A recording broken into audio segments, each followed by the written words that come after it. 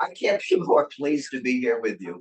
Julie and I driving home last night, driving here in the snow this morning, have said over and over what a blessing it is to be among people who honor the Lord, honor marriage, raising children, training them up.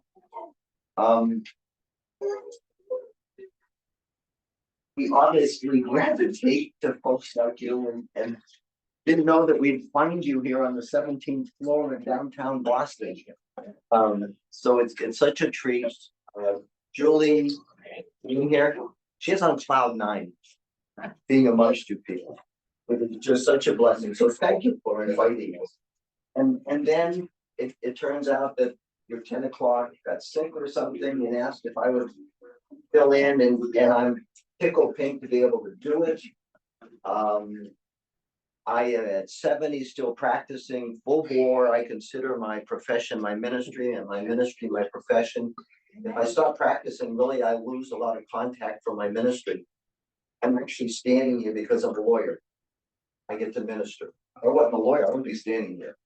So I recognize that, and it's a privilege for me to be here. What I can offer you is something hopefully that will be helpful to you. How many homeschool in Massachusetts? No, okay. I'll be dainty. I won't ask you how many have sought and obtained approval from your districts, because there may be some more underground, and if you have a conviction to be underground, I'm with you. I'm with you. But the question is, how many have had an adverse interaction with your town superintendent or school committee? None? Wonderful. Okay. So I practiced law 45 years now. Can't believe it, but I have. And I've also, in the course of my practice, done many things, one of which was to be and continue to be a professor in Oakford College of Law. It was started in 1994. I was able to fly out to Indianapolis and be in a board meeting where probably I can only think what conversations were involved before Sadler College came to be. But I was in those conversations in a board meeting in Indianapolis where it was decided that for homeschooling, for Christian homeschooling young people, could we create a pathway to becoming a lawyer aside from going to 4 years of college and 3 years of law school and spending all kinds of money? And so we agreed to create Oakford College of Law. It started in April of 1995. I have been a professor of torts, evidence, property, trial practice for now 29 years. So that's been a privilege. I've met a lot of nice people in it, but I could, if I don't watch out, go professor on you and stand behind the lectern and just lecture, and I don't want to do that. What I'd like to do is what I'm most comfortable doing is I sit at my desk and the desk is here and my clients are there and they're my clients. So this can be a dialogue, hopefully a comfortable dialogue, questions, whatever you have, stop me, and we'll kind of talk our way through the homeschool law in Massachusetts. And if you have questions specific, just stop me and we'll talk just as if you're in my office, okay? That will help me. That's why I would rather be with you guys than my professor hat on. What I'd like to try to do is share with you what the Massachusetts homeschool law is. It's not that big. And you might then see how you fit into the Massachusetts homeschool law, what you might do proactively to protect you and your family. And if you have friends who have questions, you might be able to give advice with some knowledge of the Massachusetts homeschool law. I can then, with time, go until if time allows, overlay humbly how I have had to journey through the Massachusetts homeschool law from my family and how it's affected me. And then if time exists, we try to share with you what I think are some upcoming case points that we as homeschoolers in Massachusetts may face relative to the law, or to the justice system, to those factors that might prohibit us or impede us in raising our kids in our home. Okay, so that's where I'm gonna go, and so I'm going to stop me any. Massachusetts homeschool law derives out of Massachusetts General Law, Chapter 76, Section 1. It's a very short chapter, and it is the compulsory education chapter. And it says that every child between the maximum and minimum ages established for school attendance by the Board of Education shall attend a public school in their town. And then it goes on to say, but such attendance shall not be required of a child who is being otherwise instructed in a manner approved in advance by the superintendent or school committee. That's the Massachusetts homeschool law. It's been around since at least the 80s. So we fall in if we are going to who a child who is being otherwise instructed in a manner approved in advance by the superintendent or the school committee. The standard that will be applied to us when the superintendent or school committee is going to approve us is what we do in our home. Is that the same with the thoroughness and efficiency and progress made therein of the public school in that town? That's how we're being compared. We're going to do it with the same thoroughness and efficiency and progress made therein. That's the Massachusetts homeschool law. Many states have laws that are much more intricate than that. Chapter 71, Section 1 lists the subjects that ought to be taught in the schools of Massachusetts: penmanship, history, and so on and so forth. Citizenship, Constitution, believe it or not, those are things that ought to be taught. So in our schools that will move along with the same thoroughness and efficiency and progress made therein, if we're teaching those subjects as well or better than what's in your town, you're cool. Now, my town is Southbridge. My poor little town of 17,000 Southbridge has been under state receivership for about 5 years. Our school MCAS pests, etc., were so bad that the state Department of Education kicked out our board of our school committee and our superintendent, and took over our school system and imposed on us a receiver. We now have a receiver who runs our school. Now, the blessing is Dr. Jeffrey Villar. He comes out of at least a Catholic background. He's a man who recognizes God and is a friend.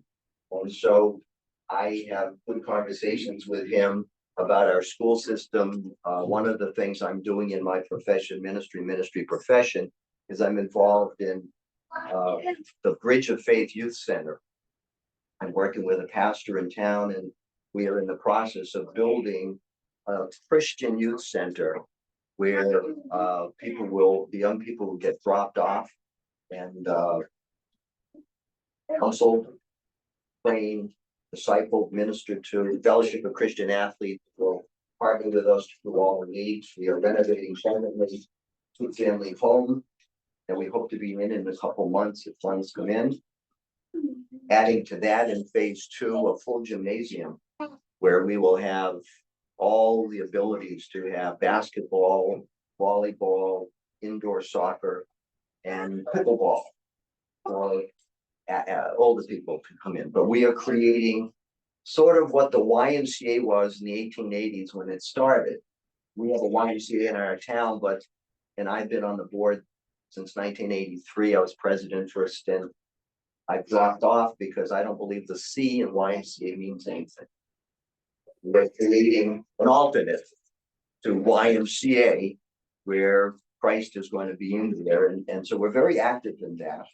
And Dr. Villar has been very responsive, and I'm thankful in our town. It's just the way it is. He actually has committed to us that the first bus stop of the high school and junior high coming out of the complex is going to stop at the youth center.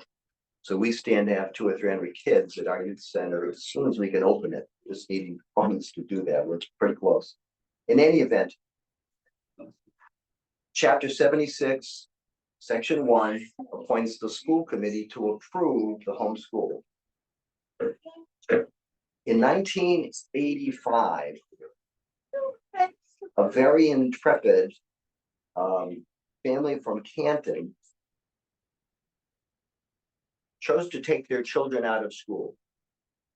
And they were a Christian family. It is, for Massachusetts, the famous care and protection of Charles case. They weren't the Charles family. That was a fake name applied to them for security confidential purposes. I don't know who they are. I can only wish I did.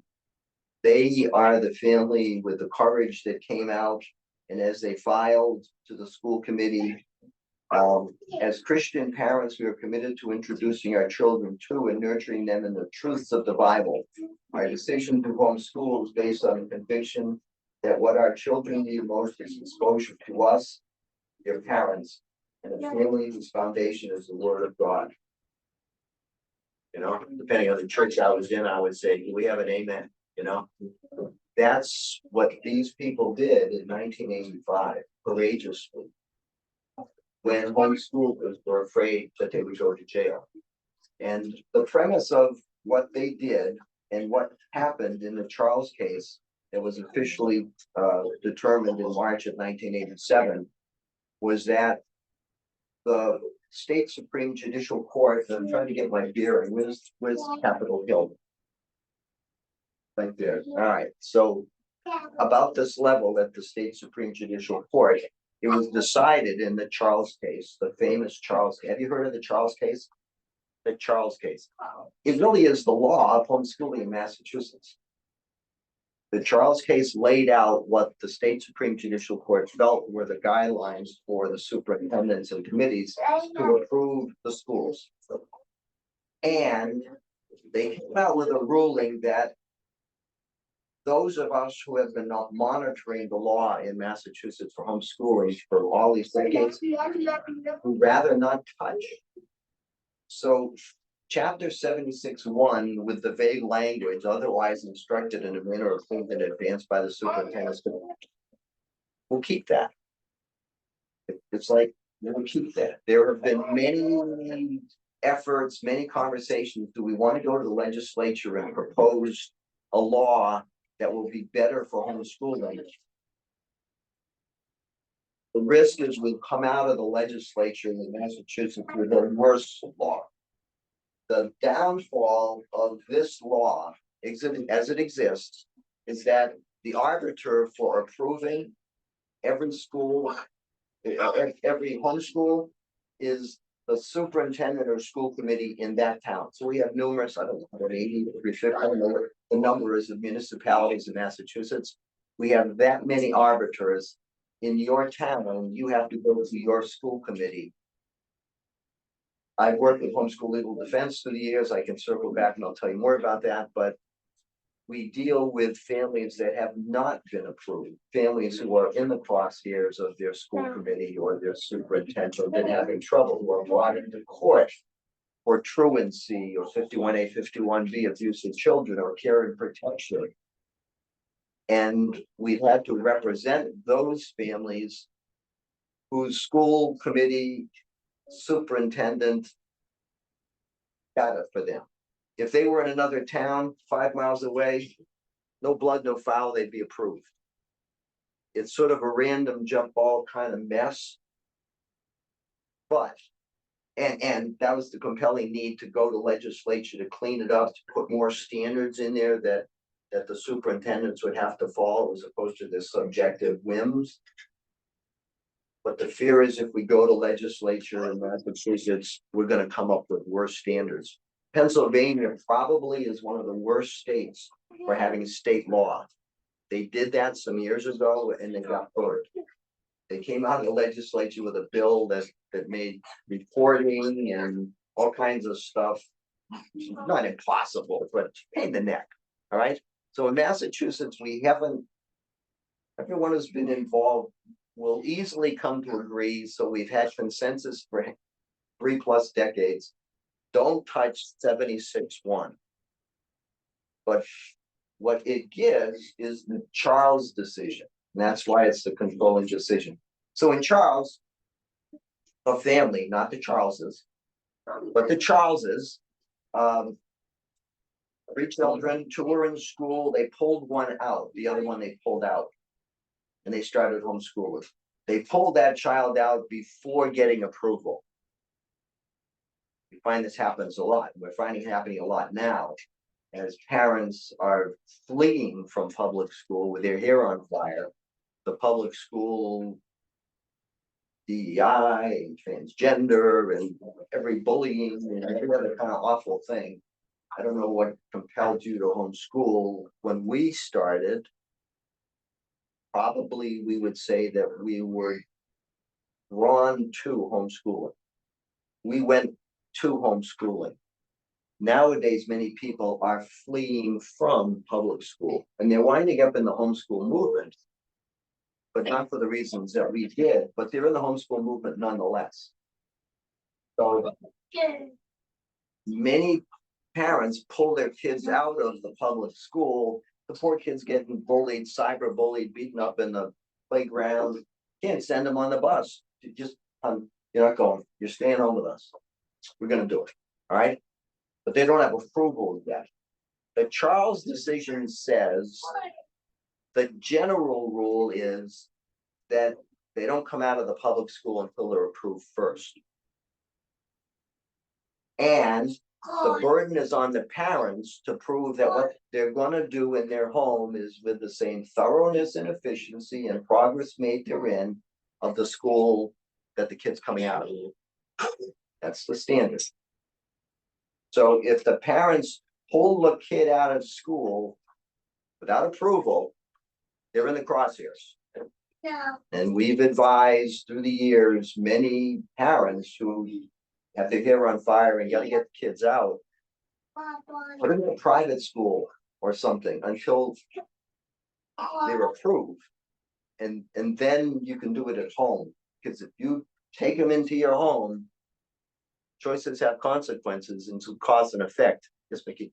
How long does it usually take to go through with the board or the superintendent? It can happen in a couple of weeks, or boards who don't like you can drag it out for months. So now you're flapping in the breeze unapproved, and they try to force the students to go back with a threat that now you're truant. And truancy to this parent is a criminal charge. So no, we're not going to approve, or they'll give some fishy answer like it has to go and be reviewed by the committee or blah, blah, blah. But you better send your kid back to school. Yeah, so I think it'd be good for the new homeschoolers here, just to say one thing and you can agree or disagree, but what we do is write to the school district before the school year, send them the scope and sequence of all different subjects, which you can download it from all the different vendors. When do you do that? What month do you do that? Anywhere from June to August, but they're used to this. We've done it every year. It's our 15th year. But I draw up this document and then I get a letter back. And then they write back saying you're approved. You've been approved. Yeah. Yep. So that is a general rule, is what you should be doing, is writing. And if you want to, I'd really good to hear about this Charles case and the details here, but if you want to run in harmony with that, doing it early and getting that letter from the superintendent who writes this. It's the deputy superintendent. Deputy superintendent. Yeah, and it's different in each town. That's the challenge. Yeah. It's different in each. Malden just doesn't respond. They didn't Yeah. even respond. Yeah. No, Malden's much harder than Medford. We've been fortunate. We never had a job for sure, but it just didn't really, they don't seem to care. They've been harder on people too. Like I can say I will do the equivalent or exceed the what is it, 900 hours instruction, or is it 1800? It's 900. Yeah. But it's all because they made them write out this many hours math, this many hours, and then yeah, and then the parent felt like they were lying. Because like, that's really hard. We submitted, we got a response. And we didn't document all the hours, so maybe we just got lucky. They may have calmed down, this was like 5 years ago, there was a new superintendent in But we'll move around. who was like really, part of. Maybe they're like Asian parents, like, yeah.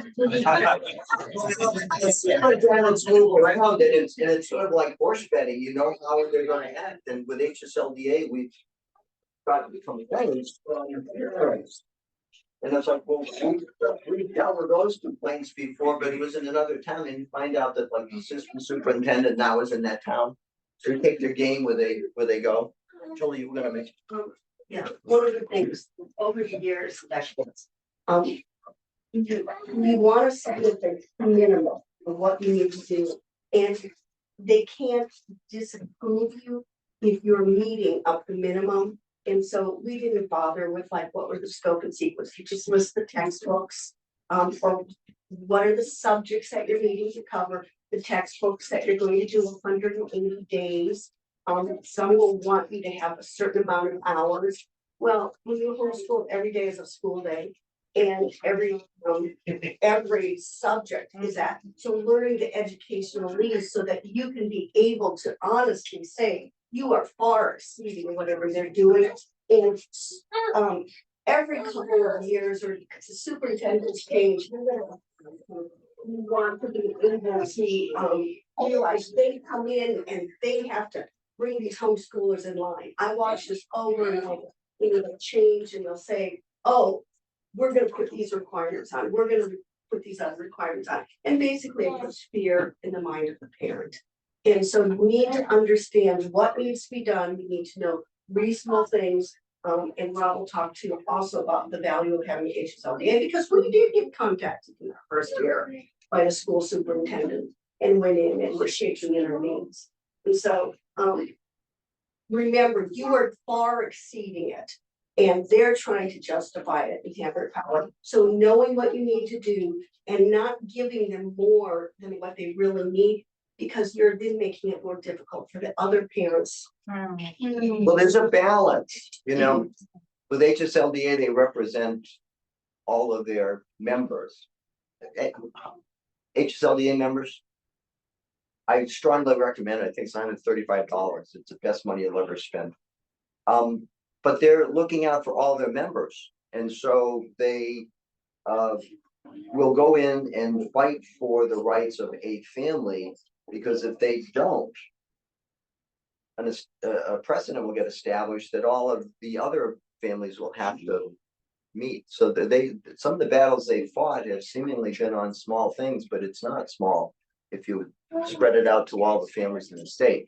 In any event, Charles' case in the general rule says that if you're going to take your child out of public school, you have to be approved first. And the burden, I'm speaking now as the evidence professor, the burden is on the family to prove that what they're taking that child into is going to be education of the same thoroughness and efficiency and progress made therein of the school they're being taken out of. It's a burden on the parents. If that was the final ruling of the Charles case, we would want to change. Because now it places the burden on us to prove some subjective standard to a person who doesn't like us. And it would be very difficult for all of us to homeschool. But the Charles case went and said that if you do take your children out of school without having approval, they say you should. The rule is you get approval before you do it. But if you do, like the Charles family, then the burden shifts on the school committee to prove that what you've taken the children into your home is not education of the same thoroughness and efficiency and progress made therein of your school, of your town. Now, if you are tracking with me, in Southbridge, we win all the time because our school is the pits. Our school, anybody, you know, ABC, okay, you've taught more in your school than, you know, in your home than the town. So it gets, and I've been in many court cases all around the state. When HSLDA will get a complaint of some family having trouble in a town, they'll call me in-state, they need an in-state lawyer to be the lawyer of record, and I've done that. And a lot of times it's the Rob at 4 o'clock, Rob, are you in court tomorrow? Is your schedule free? We need a little help. Yeah. Where to? You know, Pittsfield or Lawrence or, you know, where I've been all over the state, all over checking in for HSLDA family in the lobby. But the long and short of it is, if it gets to court, they have to prove that our homeschool is less than their public school. So if it goes to trial, we're gonna get all their records into evidence. Yeah, you know, experts are gonna testify that maybe their school is below par. They don't wanna know. Okay, so it's okay. That's why we've left the Charles decision in place, because we can play chicken. If they want to get nasty and take us to court, we can play chicken with them and eventually settle it out, which is what happened in the Charles case. It was so-called remanded. The Supreme Court remanded this case back to the Superior Court with strong admonitions. It's better settle. Work it out. You know, you got some differences with the plan and just work it out. We don't want to know anything about you anymore. And it was settled and went away. So that's what basically happens with the homeschool cases. Many of the that I've been involved. Yes. Does that reset every year? So basically, you need approval every year, right, Yes. from the superintendent. So is it just as long as you have that first approval, then everything afterwards is depending on state? No, so you reset for the year. Every year, and then it depends if there's a new So superintendent. they can still try to get you next year. Yeah, absolutely. It's always helpful to be nice. Yeah. Don't ever be demanding, always be nice. Yeah. You're going begging in a sense. All right, so that was 1987. Yes. Real quick question about, so if say you have a child with like a learning disability, a school is gonna teach children with learning disabilities with a different standard than other children, I'm assuming? No, No. No. Like, but they're not gonna expect someone with severe learning disabilities to learn calculus or something. You know, and you were mentioning the IEPs and all of that. Those are the ones we get. So technically, yes, so technically you are still So supposed to be teach it, working, but you're they supposed to can still be fail it? working, you're supposed to still be working towards the state standards I get regardless. they're working towards it. My point is, if you're not meeting it, if the Right. child's not meeting it, Right, that still doesn't mean you're teaching at a lower standard than the school. But the whole 'Cause that's the conversation here, we're documentation. talking subjective, Right. and it's a mess. I see what That's you're what saying. I'm. And the cases that we normally have to go to court on are disability, special needs, grandparents raising grandchildren, which is a big deal these days. Divorce, single parent wanting, and the other spouse doesn't want, calls DCF on you, you know, kind of thing. Child abuse, the subjective ones, the tricky ones. If you were a predator fish coming up on a school of fish, you want the slow swimming fish that's limping on the side of the pack of the school, grab that one. That's what happens with special needs or ones with IEP or whatever, because one of the standards is the teacher doesn't have to have degrees, but has to be able to teach. So if you have an IEP, it's difficult to teach a lot of the stuff that you're teaching.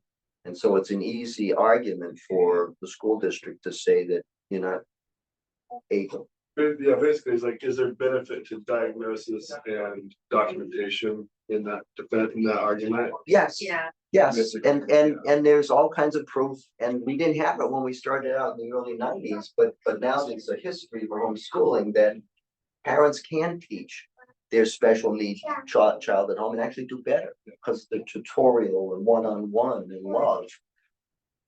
But those are the ones that wind up in court. All right, so that was. I think the best advice I would have for that, it would be the same approach that we have in the schools where like you would just explain, like, we're working towards the standard, here's the progress that we're making towards the standard, like, they're not there yet, but like, you should be able to document, like, here's the progress that you've made over time, even if they're not there yet, that should cover you as well. So Yes, In Massachusetts, you have to show progress. Yeah. It doesn't say that you have to have all the success. Right. And so the parent, by being able to show progress. And so there's different ways for that to be evaluated in Massachusetts, and the parent chooses. So if you have a portfolio that shows that they've done progress, if your child is able to do standardized tests, that's the easiest. But if you don't have that, you can have a teacher evaluation or you can have a portfolio. But the only requirement is that there has to be progress. So do you recommend periodic standardized testing just to support your case if in anticipation of? it depends how your kids might do. My partner, Ken Boyle, has 5 kids. He's president now of Mass Hope. And his kids took the tests and they, this amazing results. And they'd be like 8 years old and getting, grade 12 history. So the superintendent of the district can't say anything to him and actually asks him for help and everything else. So if you think in your gamble, your kids will bang up standardized testing, fine, that could be easier and help you. You'll know how you're doing if you're interested. But there's also a portfolio that you can give as proof. Dated work product you can give as proof, and that's in the Charles case. So there are ways that you can show progress. If you become the target of attention of a district, progress is dependent on where you are now. So a lot of times we'll agree just to get out of the jaws of the bite of the law case, we'll agree to test it. Well, the long and short is what is testing going to prove? Because they don't know what you were before. So we agree to testing, get testing, they get approved, we try to disappear and hope with the next 9 or 12 months, some other family is going to come up and get the brass ring and get the attention.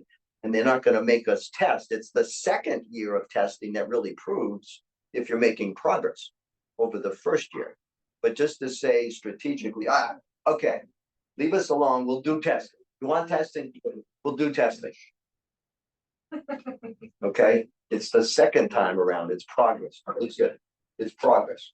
Yeah. Yeah, I just don't see what's the big deal with testing. Just, I mean, my wife and I both went to public schools, and we can tell you that public school test standards, average standards, very low. So it should be very easy for. I would probably say with the attention you give your kids, they're all going to do wonderfully well, way above. So why don't we just say, as long as the homeschool family tests above the minimum threshold of the public schools in your district? No. Fine, right? Why can't- Okay, let me harken back to the advice that you would get from the likes of me or Homeschool Legal Defense Association.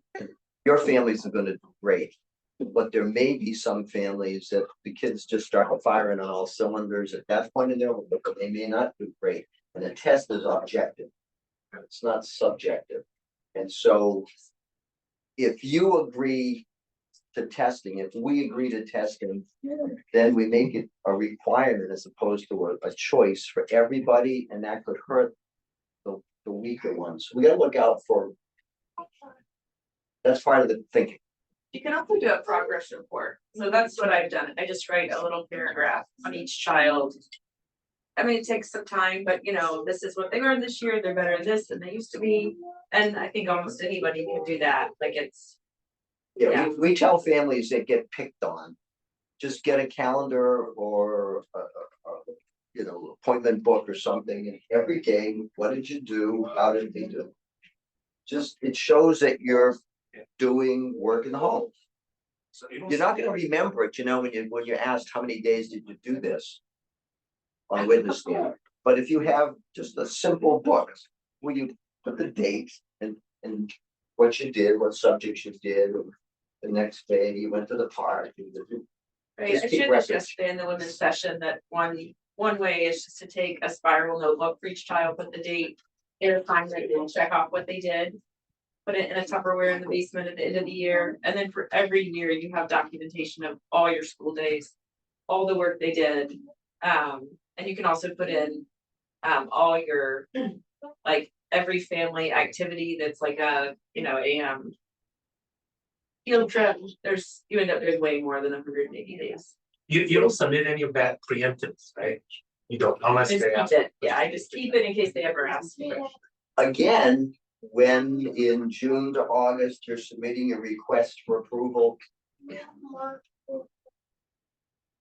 We have to be mindful of those who won't have that information, who won't be able to do it, who won't do it. If we set a standard where 9 out of 10 families are submitting super records above and beyond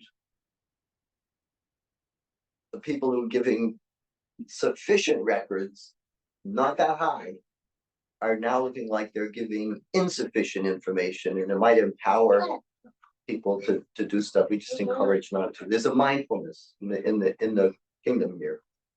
Okay, so that's 1987, and so the Charles case has been the gold standard for us in Massachusetts since 1987. We have not wanted to change it, though there have been many discussions of what kind of statutory language we'd like, but don't want to risk it. So the Charles case still applies, keeping in mind that it's thoroughness and efficiency and progress made therein in our home, and if they make us the target of their lawsuit, they have to prove that we're not up to their school standard, which is difficult to do. All right.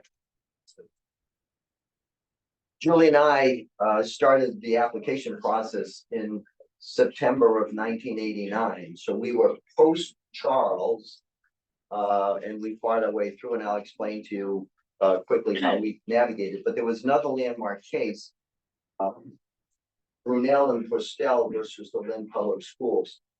The Postel family, husband and wife, they were both certified teachers. The Brunel's husband and wife, they were both certified trained teachers. It's the most ironic thing, couldn't get better plaintiffs. They couldn't say that these people couldn't train their kids at home. These were certified teachers. They had worked into. Perfect. You don't usually find plaintiffs that good. But the bone that Lynn had to pick with them was that Lynn, for the approval process, wanted to be able to go in and do observations of teaching in their home. And the Postels in 1991 said no. And the Brunells in 1993 said no. And so it was a standoff in Lynn, and there was some peculiar. I've gone to Lynn across the wherever Lynn is. I've been there numerous times. They were just a tough school district to deal with, and they wanted visitation, and we said no. And finally, it wound up where we had to go to the Essex Superior Court on a declaratory judgment. HSLDA was involved. I was involved. It went back and forth, trying to get a judgment from the Superior Court, which we finally got. And, the Superior Court judge in cross summary judgment motions found that visitation was okay. So we had to appeal, HSLDA had to appeal. It's kind of a bucket listy kind of thing for me. Where again is the Supreme Court? Is this one right here? I've been to the Supreme Court on a case with Robert G. Caprera. I was second chair. I said nothing. Mike Barris, constitutional lawyer, had been to U.S. Supreme Court, HSLDA president, he did it all. But they needed someone from Massachusetts, so I got to go all the sessions. We probably went to 8 different court sessions all the way up. I didn't have to write any briefs. I just had to show up, but I've been to the Supreme Court. And we won, and we won. The long and short of the case was they wanted education, and the Supreme Judicial Court said all the requirements of Charles are workable, but it is not essential. That's the word that they use, for the school district to observe the teaching to determine if those parents were going to be able to educate with the same thoroughness and efficiency and progress made therein of the public school in their town. You don't have to go into their home, which our parents didn't want for Fourth Amendment reasons and other Christian reasons. They didn't want them in their home. All right? And also we were protecting, they were married, clean homes, working, educated, married, clean homes, working, educated. But if they ascribe to, yeah, you can go in the home, then recently divorced, trying to educate the kid. Or the school would have been able to go into homes because it was agreed upon. So it wasn't agreed upon. And it was a hill to fight on. And the Supreme Court said that if that visitation in a home is not essential to make that determination. And that was the Brunel case. All right, so and there's been some other cases, but essentially that's the law we have right now. It's an approval state, and approval is not that difficult. Julie and I were at the threshold of starting homeschooling in 1989. Our oldest was born in 1983. So in May, so in the summer of 1989, we had decision made. And in October of 1989, when we didn't send Paul to public school, I got a letter from the Southbridge Public Schools, and I brought these are hanging up. I have two more, but this is the sequence of the letters that I got that scared me to death. This is 1989, now I'm practicing 9 years. At that point in time, I was a public defender. I'd been in most of the courts, district court, superior court, tried jury cases. I tried a double death personal injury case in the Hartford District Court, federal court, 12-man jury. I've been in court, but I've been in court, but I was scared to death. I got this letter. This was the letter I got from Arnold Larney, who was the superintendent, saying that the guidance counselor says, Paul's not in school. He's not my school. What gives? You need to fill out some paperwork. So got the paperwork, and this is what I filled out and sent to the school on October 31st.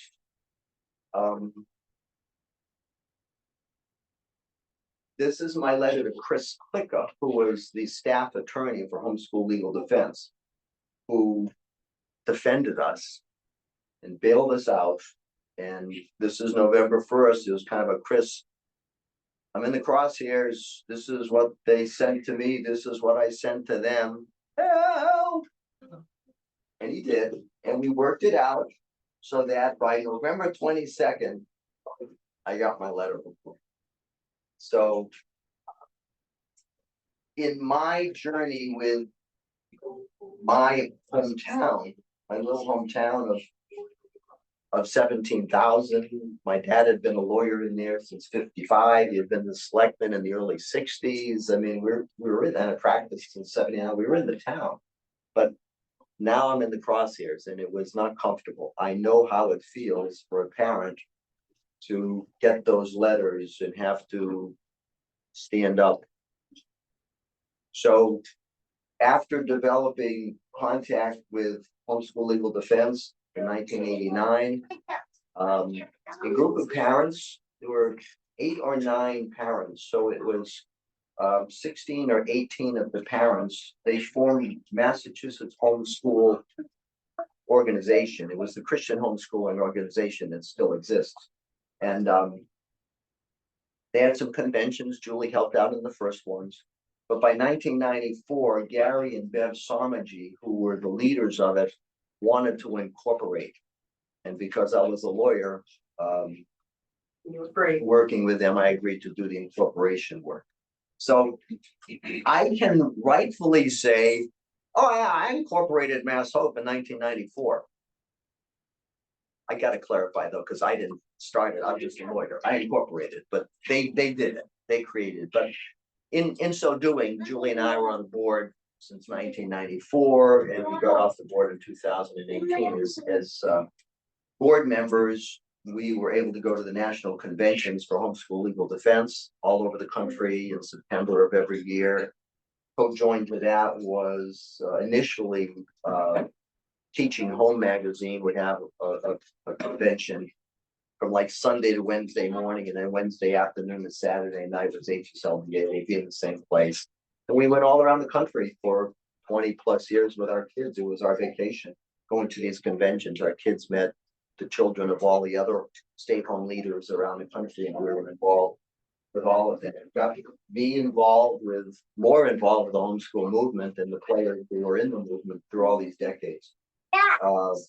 When we had our convention down in Nevada, no, Arizona, Teaching Home. If you go to our table, there's a picture of us on the cover of the Teaching Home magazine. Teaching Home used to run the convention, but it was, they got sued, having some troubles. And homeschool leaders felt that if Teaching Home went under, there would not be a coalescing focal point for all the homeschool leaders to talk and worry about law and policy. So it was a matter of trying to encourage the family that had Teaching Home magazine to ease back and to a new organization called Alliance to take over. And at that time, they asked me to mediate the conversation. So I had gone out there thinking I'm going to be just a participant, mind my own business and have a vacation. And I wound up being the mediator for the conversations between these two groups. And finally, we mediated an arrangement where Alliance would take over, and Alliance has been acting as the coalescing focal point for the homeschool leaders around the country. And obviously, in doing the mediation, I've been in touch with the leaders of Alliance through the years, and that's just been a blessing. Crazy little guy from Southbridge, don't deserve it. You know, we serve a big God. My life has just been unbelievable. Even teaching for 29 years in the law school. We serve a big God. I guess I probably want to close on that. In the law school, we were in a curriculum that I got involved with in 1978 at a conference in Miami. And more people at a conference in Springfield. Jill and I went to a further conference in Atlanta. In Atlanta, I met people in the program who had a case, the Collegiate case in Massachusetts. They stayed at our house. We got to know them as they processed the case to the state Supreme Court. This is now in the probably early 90s. Yeah, Michael's face. Early 90s. I went to Indianapolis, went out to Fresno to further to the school, started teaching in Dallas. We moved from Dallas to Oklahoma City, where we went. I probably have been out to Oklahoma City teaching 35 or more times. It's like a second home.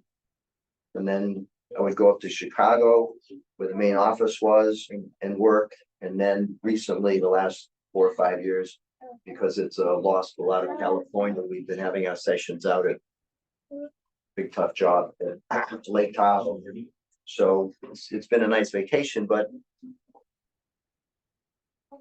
hometown lawyer, Southbridge, Massachusetts, I have been so blessed. It's just way beyond what I think I can do, but in every turn, it emphasizes to me that we serve an absolutely unbelievable, almighty, living God, the living God we serve. And we just need to trust him when you're raising up your kids. And if you ever interface with your superintendents, you just need to trust God. You need to trust God. And I hearken back to the Charles pseudonym family. They had a lot of courage in 1985 to pull their child out and write to the school board that they wanted to raise their child up under the word of God.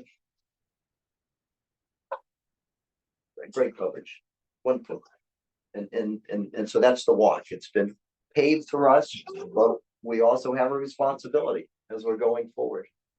We're going to homeschool our family. We're going to be in the community fishbowl. People are going to look at us in our towns like, what are you up to? What a great opportunity to witness for the gospel. That's it. You know? So any questions? I don't want to go. Yeah. I actually have a question. So I was approved by the school and I had no problem. Me and my husband had no disagreement about our go to homeschool. But the people around us have a lot of opinions about us homeschooling. Which And- people? My mom, who used to live with me, and wants to report me, wrote this lengthy letter in Chinese and asked someone to translate it in English and wants to report me. And then we have had people in the, Report you to whom? but she doesn't know. She just think that in her Asian mindset, you need to be in school. It would be DCF, and that's oftentimes how cases get to be 51A, 51B cases for abuse. Parents, family reports. And the other thing is like, we are in our neighborhood, my kids are very active. So like during school hours, or I consider school hours is the whole day, but they will go out and then have a break. And then people are like, oh, your kids don't go to school. And I say, we homeschool. So what do you say when people, well, she wasn't able to report me because her English is not good enough. And she doesn't know what she's doing. So God protected us. But should there, how do you, do I have to respond like, well, I'm afraid about not school getting in trouble, but somebody else, if somebody else in the neighborhood. Be discreet. Be discreet. I mean, don't, if you can send your kids out to play at 3 o'clock, don't send them out to play at 11. You know, it could happen and you can't ever find a way that it won't happen. Just the general rule, do the right thing, the right way, for the right reasons. Well-doing leads to well-being. And just keep moving forward. In the back. And get a lifetime HSLD version. And get in, yeah, and just get HSLD. But I think Jenny's point is a really good one. I think a lot of us have had run-ins with neighbors. And it's like, you can't send your, like, you send your child out, they need a recess, they need to run around, and it is like, you can't necessarily wait till 3 o'clock every day. You can't live in fear, do it, but it could happen. And because we've had social services called on We had us. somebody called on us. It was, the report was barefoot children playing in a yard full of trash. Well, The lady next door didn't like us, and it actually wasn't our children going barefoot, but. DCF came and I was sitting on the front porch with my parents. And they were like, so what's this report? I don't see trash, I don't see barefoot children. I was like, yeah, the lady next door doesn't like us, she has like a bone to pick with us, she also called like the building code, because we built a shed. And they're like, okay, it's fine, don't worry about it. DCF must open a case if there is a report, and it can be anonymous. And so you are not. frustratingly anonymous. Yeah, it should be anonymous, but they must respond to that and open a case. So, HSLDA will cover you for social service things, and that is far greater challenge than it is, because families or other people or neighbors or angry spouses, I mean ex-spouses or other in-laws or people. Yeah, you don't know where the people who just like what you're doing. It will happen, just keep moving forward. I think we have time for one more question, and then save your questions, because we're gonna have at 4, we're gonna bring speakers up front and just to do Q&A, so write them down. I've been writing mine down, but I think in the back, was it Sarah? Somebody had a question. Oh, it was along that lines of being discreet. We moved in from out of state after school year began. We submitted our letter to Everett a few weeks later, a little delayed. We haven't heard of Pete back since it's been since November. And we live right next to a junior high school, and there's no yard for our kids to play in. So like getting them out, walking to the nearest park, or trying to get some energy out at all is very conspicuous. But along the same lines, like being prepared and being aware that this may have been. Are you members of HSLDA? As of 10 minutes ago, yes. Oh, it's that easy and do it. It's that easy and do it. Okay.